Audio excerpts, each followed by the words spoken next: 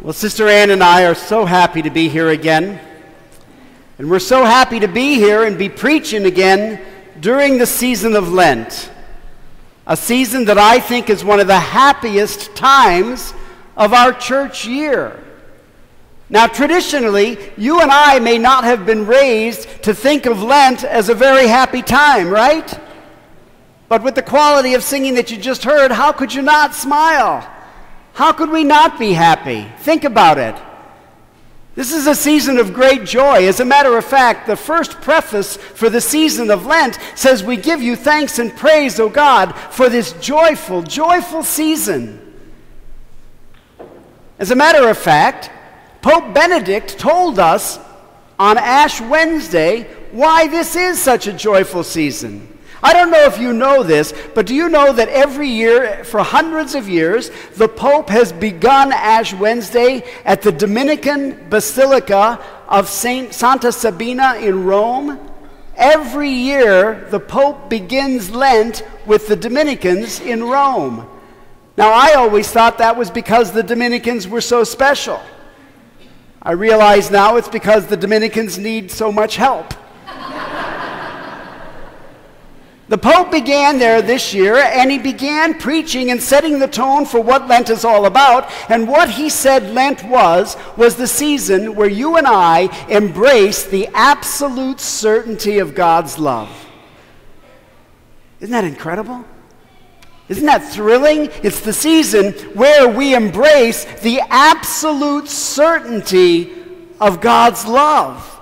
Of course it's a season of joy. Of course it's a season of remembering what God did for us in Jesus. Of course it's a season where we come to grips with this absolute certainty that blows our minds, that is more than we can ever really grasp or imagine. Now maybe that requires of us that even though we're in this day and age, we need to update some of our thinking about Lent. Maybe we need to update it and renew it so that it is a season of joy, so that it's not with our heads bowed down because we're hungry from fasting. We're not all gloomy and grumpy because we're not eating enough.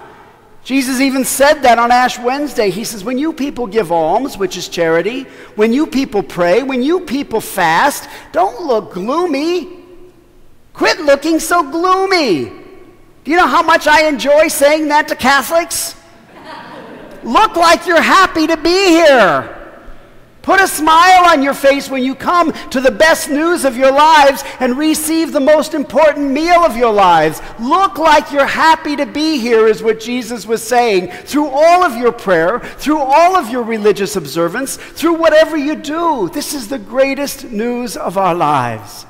So basically on Ash Wednesday, what Jesus was saying was, get over it already. Just get over it. Realize what's before you. Realize what's at hand. Realize the absolute certainty of God's love in your lives. Now, although it's a season of joy, it is not without serious challenge. It's a season that because of the joy, we're equipped to deal with some of the hard challenges that come before us. And we started hearing the hard challenges already last week with the temptations of Jesus in the desert, right? Every year the church gives us the 3 temptations of Jesus in the desert to let us know that God knows in Jesus what you and I are faced with. God knows the challenges we face. That's why God is so patient. That's why Jesus was so tolerant of our weaknesses. Jesus knew himself the challenges that you and I face. And Sister Ann and I were thinking about them last weekend as we were preaching in Chicago, thinking about how easily we could identify with all 3 of the challenges. But the one that has stuck with me all week long was the 3rd one. Thou shalt not put the Lord thy God to the test. I don't know if it's stuck with you, but I haven't been able to get it out of my mind. Don't we sometimes test God? Don't we sometimes demand amazing things from God over and over and over again? Don't we sometimes, through our prayer, try to manipulate God into doing things the way we think God could do them better? Don't often in our prayer dictate to God how to be God and then get disappointed in God if we don't get what we've asked for? For me, that's such a constant temptation. And when I see today's readings and the invitation of today, inviting you and I not to put God to the test, most especially in those moments in our lives when we suffer the most, but in fact to look at the moments where we suffer the most and to remain faithful no matter what. The invitation of the second Sunday of Lent, as we interpret it, is to remain faithful no matter what. And that's exactly what St. Paul is trying to say, not only to the Philippians, but to us today. Stand firm in the Lord, Paul tells us. No matter what, stand firm in the Lord. Now, Paul was not above suffering himself. And yet, Paul saw that without suffering, without the cross, there would be no glory. Paul tells us of how he wept over those who had rejected the suffering of Jesus as part of their discipleship and had become enemies of the cross. Now, who of us here really likes to suffer? Who of us wakes up some morning and prays, "Oh Lord, let me really suffer today.